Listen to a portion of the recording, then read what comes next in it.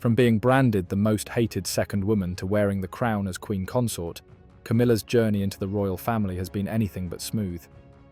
Her affair with King Charles cast a shadow over Diana's life, leaving scars that some members of the royal family, like Princess Anne, have never been able to ignore.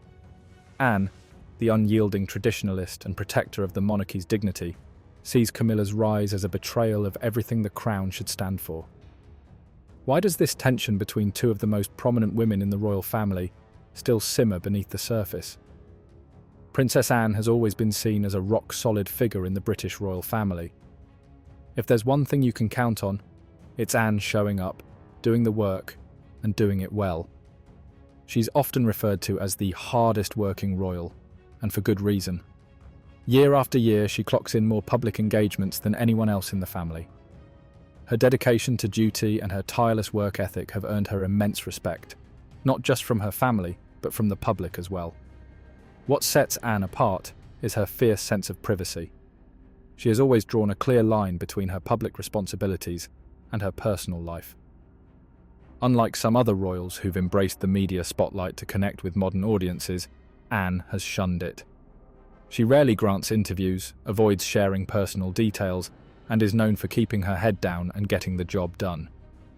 This no-frills approach has made her one of the most respected yet understated figures in the royal family. Nice to see you again. How are you? Very nice to see you. How are you doing? At the core of Anne's personality lies an unwavering belief in tradition and discipline. To her, being royal isn't just about wearing a title or waving to crowds, it's about upholding the dignity of the institution. Loyalty, respect for tradition, and a deep sense of duty are values she holds dear. She sees the monarchy as something larger than herself, something that must be preserved with care and reverence. This is why Anne's vision of royalty is so rooted in maintaining the crown's dignity and stability. Given these beliefs, it's easy to see why Anne might struggle to accept Camilla. Camilla's rise to prominence within the royal family represents everything Anne stands against. From her controversial past to her relaxed, modern approach to royal life, Camilla's journey feels like a challenge to the values Anne has spent her entire life upholding. For Anne, the story isn't just about personalities, it's about what the monarchy should represent. And in her eyes, Camilla's presence disrupts the very foundation of what it means to be royal. Camilla Parker Bowles has had one of the most controversial entries into the British royal family. Her history with King Charles is the stuff of tabloids, headlines, and endless documentaries. She and Charles first met in the early 1970s, and their connection was undeniable. But societal expectations and royal protocols kept them apart. Camilla eventually married Andrew Parker Bowles, and Charles married Princess Diana. However, their bond didn't fade. Do you think Mrs. Parker Bowles was a factor in the breakdown of your marriage? Well, there were three of us in this marriage, so it was a bit crowded. As the world fawned over Charles and Diana's fairy tale wedding in 1981, very few knew about the cracks that would form in their marriage. By the mid-1980s, Charles and Camilla had reignited their relationship, and when this affair came to light, it rocked the monarchy to its core. The fallout was massive.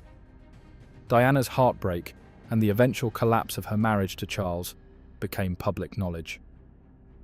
The infamous interview where Diana declared, "There were three of us in this marriage," cemented Camilla as the other woman in the public's eyes. For years, Camilla was vilified by the press and seen as a symbol of the pain Diana endured. She became one of the most hated figures in royal history, with public opinion firmly against her. Even after marrying Charles in 2005, her reputation carried the weight of those scandalous years. To this day, for some, she represents a chapter of royal history that many would rather forget. For Anne, the scandal surrounding Camilla was more than just tabloid fodder. It was deeply personal. Anne's loyalty to family and tradition runs deep, and Camilla's affair with Charles feels like a betrayal of everything Anne holds sacred. Diana wasn't just Charles's wife. She was the mother of his children and a beloved figure who brought warmth and humanity to the monarchy. To Anne, Camilla's actions didn't just hurt Diana, they tarnished the family's image and fractured its stability. Anne has always been a firm believer in protecting the sanctity of marriage and upholding royal values. Camilla's affair with Charles represented a blatant disregard for both. To Anne, this wasn't something you could easily forgive or forget. It wasn't just a personal betrayal, it was a betrayal of the crown and everything it stood for. This perspective has likely coloured Anne's view of Camilla ever since, making their relationship civil at best but never warm.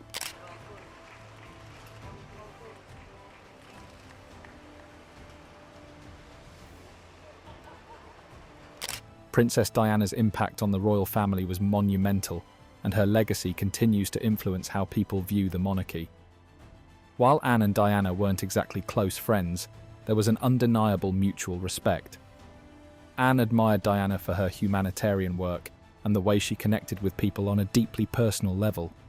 Diana had this ability to bridge the gap between the royal family and the public in a way that felt authentic and warm, qualities that didn't go unnoticed by Anne, even though their personalities were vastly different. Diana's devotion to her two sons, William and Harry, also earned Anne's respect. Raising the next generation of royals while dealing with the pressures of her position wasn't easy, but Diana managed it with grace. Her focus on giving her sons as normal a childhood as possible resonated with Anne, who has always valued family and responsibility. Diana may have approached royal life differently, but her dedication and the emotional connection she fostered with the public left a lasting impression. For Anne, the emotional weight of Diana's tragic story remains heavy. Camilla, in her eyes, is a constant reminder of the struggles Diana endured during her marriage to Charles. The affair wasn't just a scandal. It was a deeply personal betrayal that left scars not just on Diana, but on the entire royal family. Anne hasn't forgotten the pain and turmoil of those years, and it's difficult for her to reconcile that with Camilla's current role as Queen Consort. To Anne, seeing Camilla in such a prominent position feels like rewriting history. It's as if the sacrifices Diana made and the pain she endured are being overshadowed. While the public's opinion of Camilla has softened over time, for Anne, Diana's legacy isn't something that can be replaced or brushed aside. Her loyalty to Diana's memory isn't just about personal feelings. It's a reflection of her steadfast commitment to the values she believes should define the royal family. Anne and Camilla are as different as two women in the royal family can be. Anne has always been the epitome of tradition.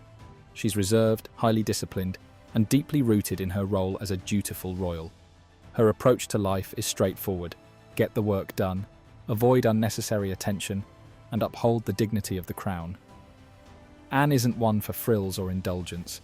She's known for her no-nonsense attitude, which has earned her admiration for being one of the most hard-working and practical members of the family. You'll see that everyone bows and curtsies to the king, and no one moves a limb, a muscle, when Camilla passes. And that was because they were angry with Camilla. Camilla, on the other hand, brings a completely different energy to the monarchy. She's relaxed, approachable, and has a knack for connecting with people in a way that feels casual and modern. Over the years, she's used her platform to champion causes she's passionate about, such as literacy and domestic abuse awareness. Camilla is also comfortable in the media spotlight, often using humour and informality to win over the public. Her style represents a shift toward a more accessible monarchy, one that feels less rigid and more relatable. From Anne's perspective, this informality doesn't sit well. She sees it as a dilution of what the monarchy is supposed to stand for: gravitas, tradition, and an almost sacred sense of responsibility. So, what are your thoughts on this? Let us know in the comments below.